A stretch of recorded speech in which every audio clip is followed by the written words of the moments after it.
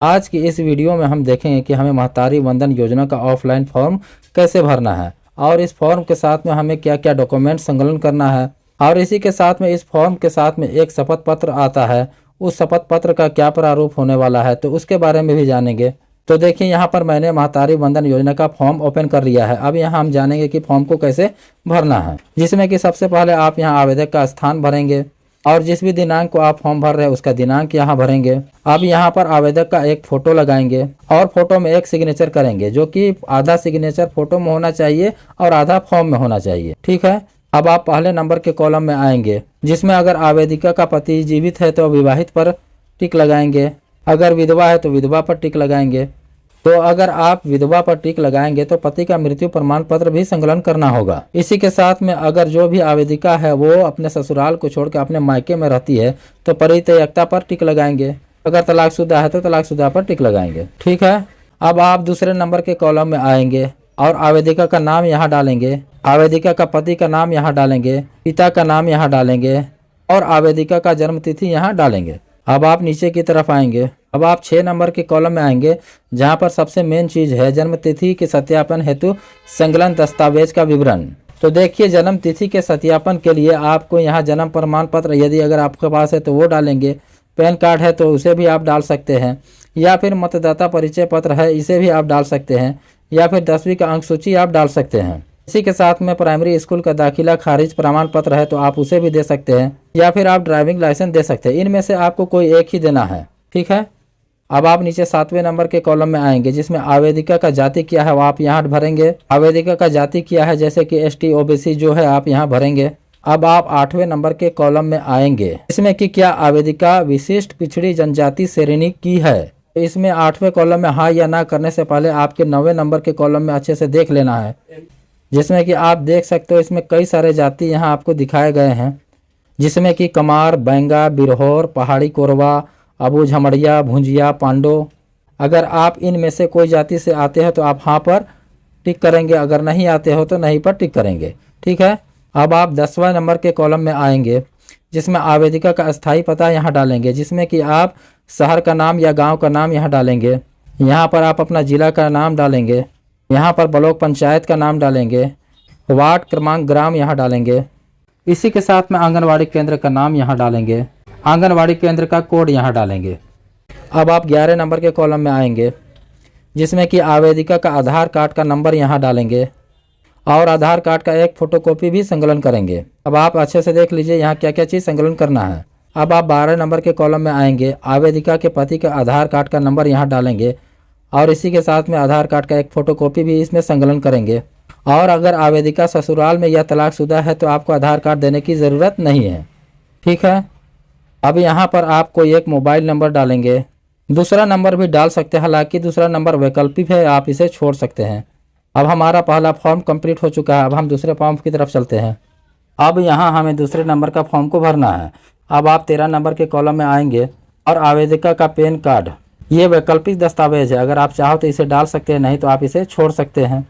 अब आप 14 नंबर के कॉलम में आएंगे, जिसमें राशन कार्ड का क्रमांक, ये भी वैकल्पिक दस्तावेज है, अगर आप चाहो तो इसे दे सकते हो, नहीं तो आप इसे छोड़ सकते हैं। लेकिन आज के डेट में राशन कार्ड सभी के पास होता है, तो आपको यहाँ राशन कार्ड का नंबर डाल लेना चाहिए, जिससे आपको प्राथमिकता मिल सके, क्योंकि राशन कार्ड जिनका बना हुआ होता है वो गरीबी रेखा से नीचे आते हैं।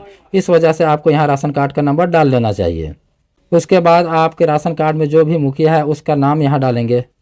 अब आप 15 नंबर के कॉलम में आएंगे, जिसमें कि आवेदिका के पति का पैन कार्ड, यह भी वैकल्पिक दस्तावेज है, अगर आप चाहो तो इसे दे सकते हो, नहीं तो आप इसे छोड़ सकते हो। अब आप 16 नंबर के कॉलम में आएंगे, जिसमें कि क्या आवेदिका के परिवार का कोई सदस्य भारत सरकार अथवा राज्य सरकार के शासकीय विभाग, उपक्रम, मंडल, स्थानीय निकाय में स्थायी, अस्थायी संविदा पदों पर कार्यरत प्रथम वर्ग, द्वितीय वर्ग एवं तृतीय वर्ग के अधिकारी या कर्मचारी है, तो इसमें आप नहीं पर टिक करेंगे। अब आप 17 नंबर के कॉलम में आएंगे, क्या आवेदिका ऐसी पेंशन भोगी है जो मासिक पेंशन प्राप्त करती है। यदि पेंशन प्राप्त करती है तो आप हाँ पर टिक करेंगे। इसमें आपको कितना पेंशन मिलता है आपको यहाँ बताना होगा, पेंशन योजना का नाम यहाँ बताना होगा, जैसे कि विधवा पेंशन, वृद्धा पेंशन। अगर आप पेंशन नहीं लेते हैं तो आप नहीं पर टिक करेंगे। अब आप 18 नंबर के कॉलम में आएंगे, क्या आवेदिका के परिवार का कोई भी सदस्य वर्तमान अथवा भूतपूर्व सांसद या विधायक, भारत सरकार अथवा राज्य सरकार, बोर्ड, निगम, मंडल के अध्यक्ष या उपाध्यक्ष हैं? तो इस पर आप नहीं पर टिक करेंगे। अब आप नीचे की तरफ आएंगे। अब आप 19 नंबर के कॉलम में आएंगे। क्या आवेदिका स्वयं अथवा उसका परिवार आयकर दाता है, यानी कि आप टैक्स पे करते हो? अगर करते हो तो हाँ पर टिक करेंगे, नहीं तो नहीं पर टिक करेंगे। अब यहाँ पर आपको अच्छे से देख लेना है क्या क्या दस्तावेज आपको संकलन करना है। तो देखिए, सबसे पहले जन्मतिथि सत्यापन हेतु संकलन दस्तावेज, तो ये आवश्यक है। इसी के साथ में निवास संबंधी प्रमाण पत्र, ये भी आवश्यक है, आपको इसे भी संकलन करना पड़ेगा। राशन कार्ड जो कि आवश्यक नहीं, अगर आप ऊपर भरे हैं तो आपको संकलन करना होगा। आवेदिका का आधार कार्ड, ये आवश्यक है। विवाह का प्रमाण पत्र, ये भी आवश्यक है। विधवा होने की स्थिति में पति का मृत्यु प्रमाण पत्र, ये भी आवश्यक है। आवेदिका का पति का पैन कार्ड, ये आवश्यक नहीं है। अगर आप ऊपर दिए हो तो आपको संकलन करना होगा, नहीं तो आप इसे छोड़ सकते हो। आवेदिका का पति का आधार कार्ड, ये भी आवश्यक है, इसे भी आपको संकलन करना होगा। परित्यक्ता तलाकशुदा होने की स्थिति में प्रमाण पत्र, ये भी आवश्यक है। अब आप नीचे की तरफ आएंगे और यहाँ पर पता डालेंगे। आवेदिका का एक हस्ताक्षर यहाँ कराएंगे और जिस दिनांक में आप फॉर्म भर रहे हैं उस दिनांक को यहाँ डालेंगे। अब हमारा दूसरा फॉर्म भी कंप्लीट हो चुका है। अब हम देखते हैं शपथ पत्र का क्या प्रारूप होने वाला है। तो देखिए, ये है महतारी वंदन योजना का स्वघोषणा शपथ पत्र, जिसमें कि सबसे पहले आपको आवेदक का यहाँ नाम डालना है, आवेदक का पति का नाम यहाँ डालना है और वर्तमान पता यहाँ डालना है। इसी के साथ में स्थायी पता यहाँ डालना है। अब आप नीचे की तरफ आएंगे। अब आप तीसरे नंबर के कॉलम में आएंगे, जिसमें कि मेरे पति का व्यवसाय कार्य, जिसमें आवेदिका का पति क्या काम करते हैं आप वो यहाँ डालेंगे। इसी के साथ में पति या परिवार की सभी स्रोतों के कुल वार्षिक आय, मतलब कि आप साल में कितना कमा लेते हो, आप यहाँ डालेंगे। अब आप नीचे की तरफ आएंगे। अब यहाँ पर आवेदिका का एक हस्ताक्षर करवाएंगे और इसी के साथ में आपको यहाँ एक गवाह भी लगेगा, तो उस गवाह का हस्ताक्षर यहाँ कराएंगे, गवाह का नाम यहाँ डालेंगे और गवाह का पूरा पता यहाँ डालेंगे। इसी के साथ में आवेदिका का एक और हस्ताक्षर यहाँ कराएंगे, पूरा नाम यहाँ डालेंगे और पूरा पता यहाँ डालेंगे। अब हमारा शपथ पत्र यानी कि स्वघोषणा पत्र भी कंप्लीट हो चुका है।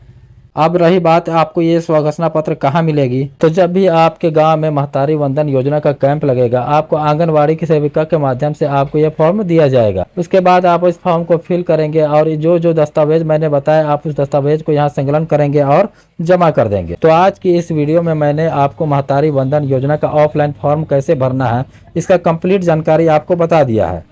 तो आई होप कि आज की वीडियो आपको पसंद आई होगी। अगर आज की वीडियो आपको पसंद आई तो वीडियो को लाइक और चैनल को सब्सक्राइब जरूर कर दीजिएगा। तो चलिए फिर मिलते हैं किसी और एक वीडियो में नई जानकारी के साथ। तब तक के लिए आप अपना ख्याल रखिएगा। जय हिंद।